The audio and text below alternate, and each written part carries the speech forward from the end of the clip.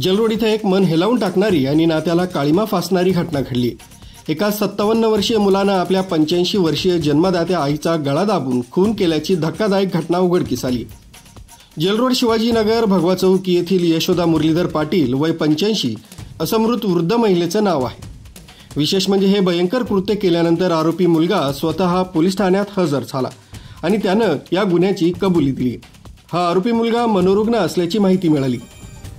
दिनांक 7/10/2025 रोजी रात्री 10:30 वाजेच्या सुमारास अरविंद मुरलीधर पाटील वय 58 वर्ष राहणार शिवाजीनगर जेल रोड नाशिक हा नाशिक रोड पोलीस स्टेशन इथे येऊन सांगू लागला की मी आईच्या वृद्धापनाला कंटाळून तिचा गळा दाबून खून केला, मला अटक करा असं सांगू लागल्यानं पोलीस पथकाने घटना ठिकाणी येऊन खात्री केली असता सदर बाब ही खरी असल्याचं दिसून आलंय। तरी नाशिक रोड पोलीस स्टेशन इथं गुन्हा दाखल करण्यात आलाय। संशयित मुलास ताब्यात घेण्यात आलाय। मुख्य संचालक रवींद्र जाधव, लोकराज्य न्यूज, नाशिक रोड।